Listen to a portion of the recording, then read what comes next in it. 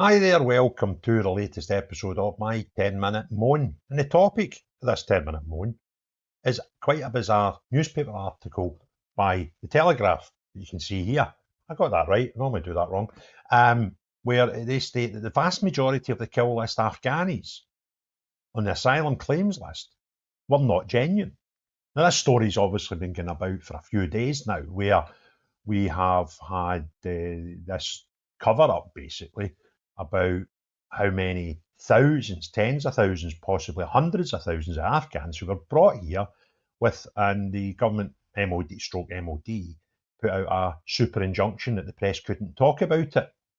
And the story just gets madder every day. And what we're actually hearing now is that there's ones, and this is probably a thing that people like me and loads of others considered, that how do we know they were genuine? And the figure put on it by the Ministry of Defence is that 1 out of 16 people on that list actually helped the UK forces in any way while we were in Afghan. And that was kind of the whole point of it, which is pretty bonkers. And if 1 out of 16 were actual genuine, every single person that came had the ability to bring people with them. There was one case came out, I think 2 days ago, where one guy brought 14 family members with him. So although there was 20 odd thousand on the list and reputedly hundreds of thousands of came, and only 1 out of 16 of the 25,000 that were genuinely on the list, that were on the list originally, are genuine, then there could be hundreds of thousands of people here. They shouldn't be. And the whole thing is just getting more bonkers by the day. So I'm just going to go through this article. I'll make it a wee bit bigger so you can see it. It's absolutely mind-blowing. And the headline, as I said, vast majority of kill list Afghan asylum-seeking claims were not genuine. Sources reveal as few as 1 in 16 identified in data breach had genuine claims for resettlement. As few as 1 in 16 Afghans identified in the data breach had genuine claims for asylum, defence sources have said, raising fresh questions about how many claimants who are not genuine might have slipped through the net. More than 100,000 people were trying to get into Britain in 2022 on the grounds that they had fought alongside or helped British forces, or were related to someone who had, before the Allied withdrawal of Afghan in 2021. Multiple sources had told the Telegraph that the vast majority of them had no right to come to the UK because they had no connection whatsoever with the armed forces. This is absolutely bonkers. The disclosure that the Ministry of Defence believed that only a tiny proportion of those claiming asylum were genuine helps to explain why the Home Office raised concerns on national security grounds about the scheme to bring them to the UK. This is an interesting development now because, particularly Reform, they were wanting to blame, which was funny, Braverman and Jenrick, who actually weren't in the positions that they thought they were at the time of this deal and cover-up. And then it came to light that Tice, who was telling us that these people were bad for covering it up, and it was a terrible thing that they'd done by bringing all these people here. He was actually, there's tweets from him back 3-4 years ago telling us we must bring these Afghans here. So a whole lot of them. Don't worry about what rosette they've got on. They're all bonkers, right? They're all just talk nonsense about this, right? Anyway, if you read that paragraph again, it's MOD that looks as if it's made this mistake, not the Home Office trying to rectify it. So it wasn't any political party. And I'm not trying to justify the Tories here. They were rotten in government. But it's scary that our Ministry of Defence now have caused this leak, right, on a list that 1 out of 16 people actually were due to come here. And this is only weeks after we found out that our Ministry of Defence could not keep one of our Air Force bases secure from a load of loony left protesters that think it's all right to break in and destroy, cause destruction to some of our planes, right? So our Ministry of Defence needs help because it ain't fit for purpose right now when the security leaks for this and coupled with what happened at the Air Force Base with the Palestine action mob.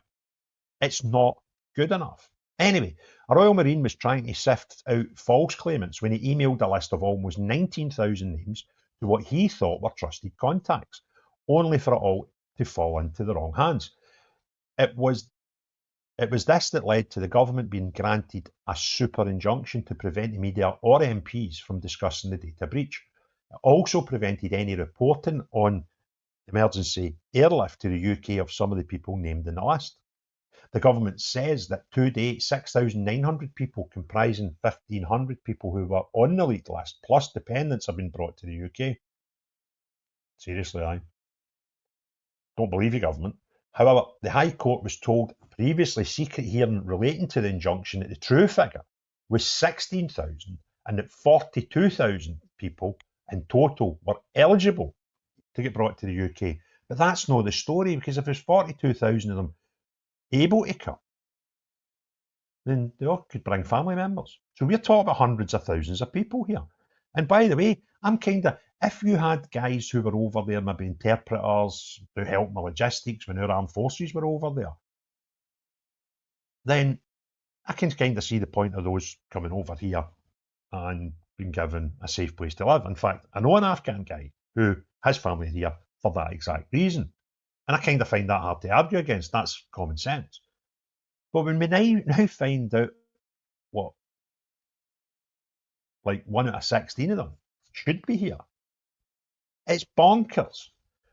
Anyway, you'll see the rise here of Afghans who came resettled under various schemes, and you'll see the peak here after the leak occurred. We went, we better get these people out, right? And the number just went up and up and up. The issue had already been seized on by Reform UK, with the party claiming that the criminals were among those who managed to get to Britain under emergency airlift. Yeah, and that was kind of the whole point. But they completely forget that Robert Tice was one of these guys. Was it Robert Tice? That's terrible, his name. Anyway, Tice telling us back in the day, back in 2021, 2022, that we must bring all these people here. No, he's like, you're terrible for bringing these people here. So they're all just politicising one big clusterfuck, if I'm perfectly honest with you. And none of them's coming out looking good. The revelation that ministers and officials believe that so few claimants were genuine is expected to intensify the row. One senior source who was involved in Operation Rubik, the code name for the government's response to the data breach, told the Telegraph that for every genuine claimant, there was thought to be 15 that were not genuine. But as soon as you're on that list, we were like, we need to look after you now because we've exposed you. Incredible. MOD sources claimed that the vast majority of those who claimed for resettlement in the UK were ineligible. The leaked list named people who had made an application under the Afghan Relocations and Assistance Policy, a scheme for the relocation of those who had helped the British Armed Forces. In response to the data breach, the government secretly set up another programme, the Afghan Response Route, to grant asylum to those whose lives are now deemed to be in danger. Now, can you understand the difference there? So even if you just apply to be on the list, as soon as this list gets exposed, they set up another one to say, oh God, we've now put you in danger. So it doesn't really matter if you helped us before. We've kind of put you in harm's way, right? This is madness. So having a big list where we think 1 out of 16 are like genuine. So the other 15 that aren't genuine out of every 16, we've now exposed them as potentially helping us where they didn't.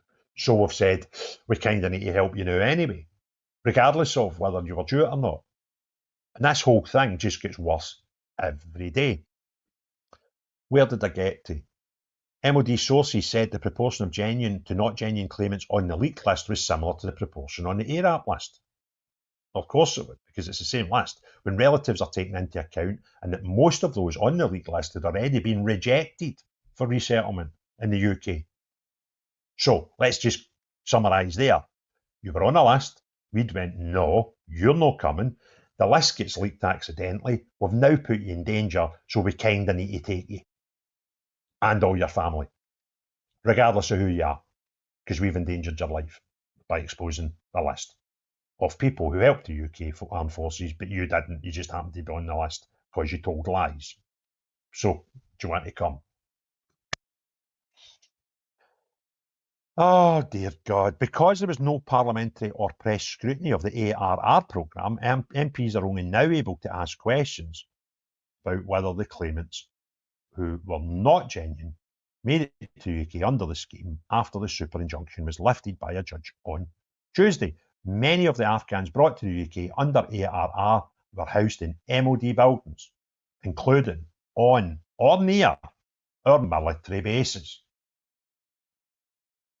Now, this is bonkers because the MOD knew that the vast majority on the list weren't genuine, and we've put them on or near military bases. These could be people that fought against our troops for the Taliban. Now going, oh, I can go to the UK. All I need to say is I helped the UK forces. In October 2024, it emerged that a 16-year-old boy arrested on suspicion of sexual assault at a military accommodation in Staffordshire had come to the UK under IRAP. But there are now question marks on whether the boy might have come to the UK under the ARR, the existence of which the government had not revealed at the time. Cabinet ministers expressed grave reservations about the MOD plan to bring so many Afghans to the UK, with Suella Braverman, then Home Secretary, and James Cleverly, the Foreign Secretary, later Home Secretary, amongst those expressing worries about national security. They were concerned that there was a danger of Taliban sympathisers or even Taliban agents getting to the UK and potentially finding themselves housed on our military bases. There were also concerns about money being spent in bringing them to here, with around 850 million so far spent on ARR, with zero public scrutiny before this week. And the figure, we reckon, over the next 5 years, the first 5 years of this programme, is going to be 7 billion. In addition, there were arguments within the government about where the Afghans would be housed and whether they could be provided with healthcare and education. Some MPs are now concerned that Britain may have forced to pay large sums in compensation to people named on the leaked list, even though most of them had no genuine reason to be in the first place. Because we're now getting ready for a load of claims because we've exposed people. But we've brought them here anyway. They're going to claim the government for putting them on, for making their detail for the data breach itself. And some of them might have actually been fighting for the Taliban or supporting the Taliban when our troops were there. This is the clusterfuck of clusterfucks, to be perfectly honest with you. This is not normal. British-based law firms are preparing to sue the government on behalf of people on the list on the grounds that their personal data was leaked into their lives may now be in danger. It comes after Taliban said it had a copy of the list. How remarkable. The government could face the prospect of being ordered to pay compensation to everyone on the list, regardless of whether they were playing the system by applying to every relocation scheme offered by multiple countries, as some are known to have done. This is just the shambles of shambles. Where does this madness all end? This is just horrific. This is just bonkers. And unfortunately, and it hurts me to say this because I'm a great defender of our armed forces, particularly the personnel within the armed forces, but this looks to have been superly caused by the MOD, and by the looks of it now that the dust's starting to settle, even people within a terrible Tory government were like, we can't do this. And it looks to me as if the blame lies squarely with the Ministry of Defence. And it proper hurts me to say that. So it's a horrible thing to say, but if you enjoyed the video, your terminology to use, click the thumbs up, put some comments below, and hit the share button. If you've not already done so, please subscribe to the channel and hit the notification bell.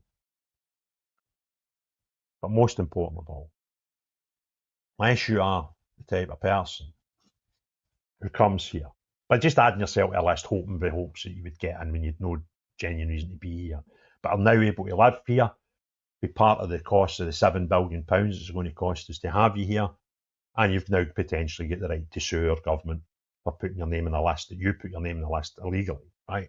And no you. But everyone else, have a great day.